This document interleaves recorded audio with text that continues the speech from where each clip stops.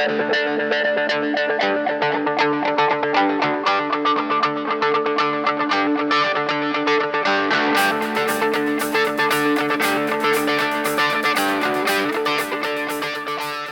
everybody, today I'm going to be doing a quick comparison between the new printing of Citadels right here on your right to my previous version of Citadels. Now this one is not the original printing of the game. It included already the Dark City expansion, which I'll show you in the video, but the artwork and the card quality and all of that has been sort of consistent throughout the years for the most part, so, as well as of course the content, the characters, the cards, things like that. This new printing of the game includes all of the content that came in this game. For the most part, they removed a couple of cards from this printing that they felt were less fun, I guess. But they added a whole lot of content. New characters, new buildings, things like that, alright? So be aware, by the way, that there are two new printings of Citadels. This one that they're calling the 2016 edition, as well as something they're calling Citadels Classic, which is basically this in a much smaller box without the Dark City stuff, okay? So basically the game as it originally came out. Besides the boxes here, we have the manuals that replicate the artwork on them, and they're both very well written, both straightforward. This one, of course, the new one, has a few more pages simply because it has some more content. I do like the artwork on the new cover very much. It goes all the way to the edge, and it's very attractive. Here is the heart of the game, really, the character cards. And while I already liked the character cards from the original ones, I thought the artwork was very mysterious. The cards were fine, though the quality was a little low on the finish on these cards. The new ones are large. The artwork is very vibrant. It's diverse. It's beautifully done, really. So I'll show you a couple of the cards here. You have the Thief in the new and the old one. And then we have here the Magician in the new and the old one. I mean, the poses here, the colors, everything just really pops. And then that large format also is very attractive. The one thing I will say about the new cards is that they're large, and so therefore, if you want to sleeve them, you'll have to find slightly more specialized sleeves for those. But other than that, they are very well done. And then, of course, you have the cheat sheets here, where before they were fine, now you've got a little color here helping you out, and then, you know, the back, there's nothing on it, so you can leave it just facing one way, as opposed to having to turn it around to figure out your turn versus scoring, okay? One other thing that comes with the characters that was not available before is these. You now have a stack of tokens here that represent all of the characters. And so, for example, if I want to have the, let's say the Seer is going to be one of my characters, my number 3, well, I would leave this face up on the table. And so I can arrange the characters that are going to be in the game, and everyone knows which characters are in this specific game, because there are multiples of each. So there are several 4s, several 3s, and so on.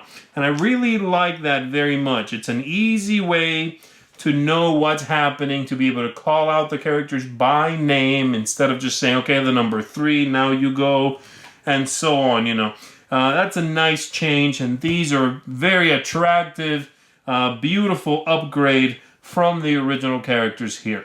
Here we have the cards that the players are going to be building. Again, the new ones here on the right, the previous ones on the left. And again, I really like what they did. There was nothing wrong with the old artwork. In fact, I found it to be very charming, sort of, again, bright but mysterious at the same time. But the new artwork takes up the entire card for one thing. It's very clear. It's much more, I guess, vibrant. I like that the symbols in the corners here are much more straightforward. They are both a color and a symbol now. And then the special cards here, the unique buildings, there are simply more of those, you know.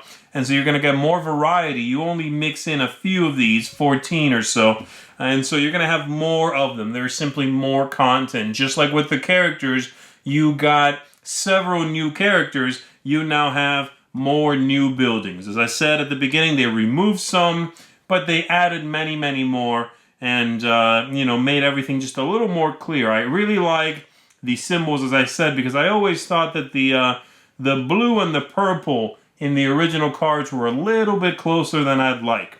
But I'll just show you some of the artwork here. So we have the harbor in the new one here and the original harbor. And there we have the castle artwork. And again, nothing wrong with the original artwork. I found it to be very, very attractive. I just like that the new one is a little more clear and it takes up the entire face on the card. One point that definitely goes to the original game is the money included in the game, at least in my version of the game. I love these coins. They look like butterscotch candy or something. And the new one still has that look. You know, they're just smaller and they feel a little more cheap. You know, they're a little less fancy, I guess. And whereas these have a little more heft to them. They're slightly larger, as you can see. The shine on them is just a little more rich. And so I very much like the original money as compared to the new one. The new one's fine. It's functional. It does work. I just prefer the ones I had before. Lastly, here we have the crown that's going to denote who the crown's player is for the round. And as you can see, the original one was nothing spectacular. It certainly did its job. But this new one is really fantastic. It's a 3D, nice chunky plastic crown. Looks good on the table. Will definitely stand out. And so this is very well done. I'm glad they decided to include something that looks that good, you know. Besides that, the new game does come with a few sort of miscellaneous tokens here for some of the new characters, but that's pretty much it. Nothing that was a counterpart in the original printing of the game. That's basically it. As you can see, a much more sort of lavish production with a different tone in the artwork of it, you know, a different vibe to the whole thing. Still very much in a medieval setting, but in a different sort of style, you know. And I like it very much. I think it's a little more inviting. It's a little more warm, perhaps. And so I find the new version of the game to be really a fantastic production.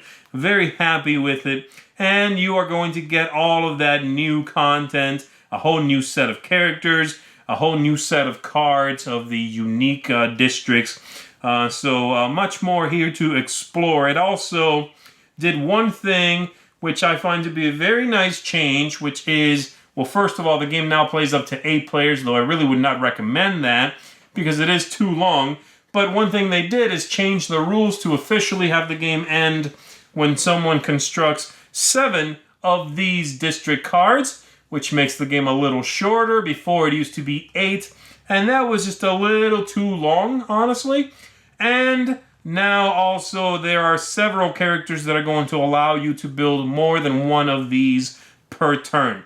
And so if you play with some of those new characters, the game's going to go a little faster as well, which is also very, very nice. So, nice changes overall. Picks up the pace, kicks up the quality. I like it very much. Hopefully you were able to discern there from the two versions, you know, your own thoughts as to what you think of this new one, what you thought of the old one, and hopefully the video has been useful in helping you out with that.